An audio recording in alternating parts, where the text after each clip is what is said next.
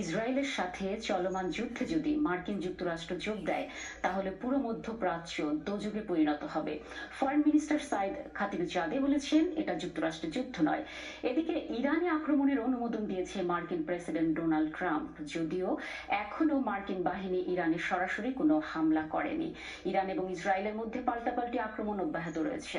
বৃহস্পতিবার ইসরায়েলের শহর বিশিবার একটি হাসপাতালে আক্রমণ চালিয়েছে ইরান, তাতে প্রায় ৩০০ জন আহত হয়েছে। পুরো বিশ্ব এখন ডোনাল্ড ট্রাম্পের সিদ্ধান্তের দিকে চেয়ে আছে। বিস্তারিত দেখুন ডেস্ক রিপোর্টে। ইরান ইসরায়েলের মধ্যকার যুদ্ধ চরমে পৌঁছেছে, বিরামহীন আক্রমণ চলছে। এই যুদ্ধ ক্রমান্বয়ে আরো কঠিন আকার ধারণ করবে বলে আশঙ্কা করা হচ্ছে। এই যুদ্ধ থামা নির্ভর করছে মার্কিন প্রেসিডেন্টের সিদ্ধান্তের উপর, কিন্তু তিনি ইতিমধ্যে ইরান আক্রমণে মিলিটারি পরিকল্পনা অনুমোদন দিয়েছেন, যদিও আক্রমণের সবুজ সংকেত দেননি এখনো।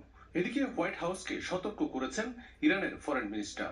We saying that this war is not American war, but if they would like to get into this war, President Trump will be remembered forever for a war that it was not his war but dragged him, and this will be a quagmire, and this will be hell for the whole region.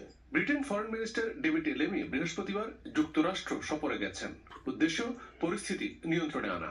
প্রধানমন্ত্রী Keir Starmer যুদ্ধবিরতির আহ্বান জানালেন। The principle is that we need to de-escalate this. There's a real risk of escalation here that will impact the region, possibly beyond the region, into Gaza, and obviously it's already having an impact on the economy. So I've been absolutely clear, we need to de-escalate this.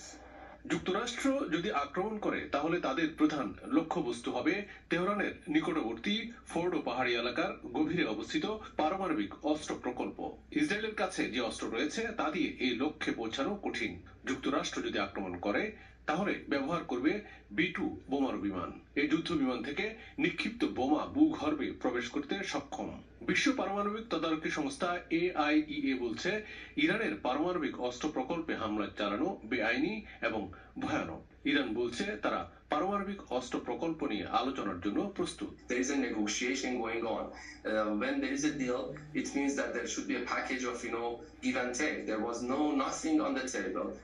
পরিস্থিতি কোন দিকে যাচ্ছে তা এখনো বলা যাচ্ছে না। যদিও ট্রাম্প বলছেন তিনি শান্তির পক্ষে, কিন্তু অন্যদিকে তার প্রতিরক্ষা বাহিনীর প্রধান আক্রমণ চালানোর নির্দেশ দিতে শুরু করেছে। Milton Rahman, channel S news desk. এদিকে শেষ খবরে হোয়াইট হাউস জানিয়েছে প্রেসিডেন্ট ডোনাল্ড ট্রাম্প ইরানের বিরুদ্ধে যুক্তরাষ্ট্রের সম্ভাব্য সামরিক হামলার সিদ্ধান্ত নেওয়ার আগে কূটনৈতিক প্রচেষ্টার জন্য আরো 2 সপ্তাহ সময় দেওয়ার সিদ্ধান্ত নিয়েছেন। হোয়াইট হাউসের প্রেস সেক্রেটারি ক্যারোলিন লেভিট এ বিষয়ে ব্রিফিং করেন।